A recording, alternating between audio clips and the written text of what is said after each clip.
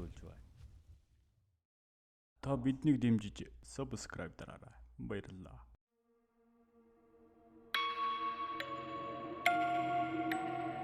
Нандер давхрын гифт.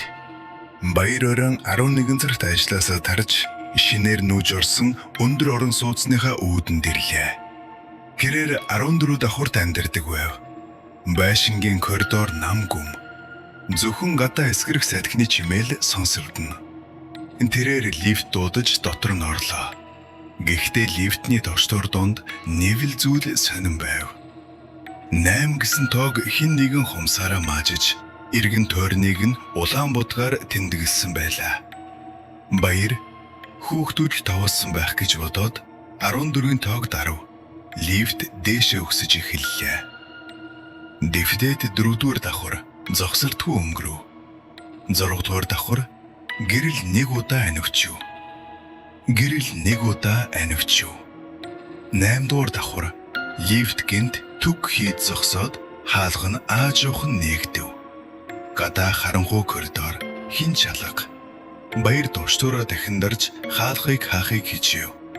Гэтэл хаалга хаардахын яг өмнө коридорын цаанаас хүдээгээрээ гих эмэгтэй хүний намуухан дуу гарлаа. Баяр хаалгыг нээгтээ байлгахаар тогтворыг дарж хүлээв. Төд өдөлгүй нэгэн эмэгтэй гүүх шахуу орж ирлээ. Тэрээр урт хар байлттай толгоогоо бүхийлгсэн байх бөгөөд нүүр нь үсэнд нь халахлагджээ. Эмэгтэй юу ч дуусангүй. Лифтний буланд очиж зогсов. Лифт үргэлжлүүлэн өксөж эхлэхэд баярт нэг л таагүй мэдрэмж төрөв. Эмэгтэйгээс маш хүйтэн чихтэй шороо шиг үнэр үнэгтэж байлаа. Та хэдэн давхар орох вэ гэж баяр ээлдгээр асуув. Эмэгтэй хариулсангүй. Харин аажмаар толгоогоо өргөж лифтний ханан дахь толон туссан баярын тосгод руу ширтэв. Түүний нүд нь ер бусын том бөгөөд зүцгийн байхгүй зөвхөн тас хар байлаа. 8-р давхарт хүмүүс намайг хараагүй юм шиг өнгөрдөг болсон гэж эмэгтэй шивнэв. Харин чи намайг хараад зогсоосонд баярлалаа. Баяр айсандаа 14-р давхар ирэхийг тэсэн ядан хүлээв. Лифт 12, 13, эцэст нь 14 дээр ирж зогслоо. Хаалга нэгтэд баяр шууд л гүн гарч гэрлүүгөө ороод хаалгаа түгжив. Тэрээр хаалганы нүхээр гадаг шарлаа. Коридорд хин чалга. Лифтний хаалга хаагдаад доошоо бууж байгаа нь сонсогдов. Гэрээр тайвширч хугацаа солихоор унтлагын өрөө рүүгээ ордог. Түүний гар утас дооров. Ажлынх нь найз байлаа. Баяраа, чи гэртээ ирчихсэн үү? Би саяхан мэдээ үзлээ. Танаа орцны 8-р давхурт 7 хоногийн өмнө нэг эмэгтэй лифтний хонгод руу унаж нас орсон байна. Баярын гар чичирч утсан шарн дээр унав. Яг тэр мөчөд түүний унтрахын өрөөний буланд тас харанхуй дотор өнөөх шороо шиг хүйтэн үнэр үнэртэж эхэллээ. Ардаас нь өнөөх намуухан дуу дахин сонсогдов. Чи намайг гэртээ оруулчихлаа шүү дээ. Баяр хүсчиж орхив. Харанхуй буланд байгаа тэр зүйл рүү эргэж харах зэрэг түүнд байсангүй. Тэрээр унтахын өрөөнийхөө хаалга руу аажуухан ухарч зочны өрөө рүүгээ гаргахаар зүтгэлээ. Гэтэл түүнийг хаалганд хүрэхтэй зэрэгцэн өрөөний гэрэл өөрөө аслаа. Гэрэл асах мөчид болонд хинч байсангүй. Хов хоосон. Баяр нэг гүнзгий амсгаа аваад энэ зүгээр л миний тархихар тавуудж байна гэж өөрийгөө тайвшруулахыг хичээв. Гэвч түүний харц шалан дээр унсан утас руу туслаа. Утасны дэлгэц нь хагажсан байх бөгөөд найзаас нэрсэн дуудлага одоо хүртэл тасраагүй байв. Тэр утсаа авч чихэндээ наадал найзынхын дуу биш, харин маш хүчтэй хятнах чимээ болон лифтний төмөргинж чахрах чимээ сонсогдно.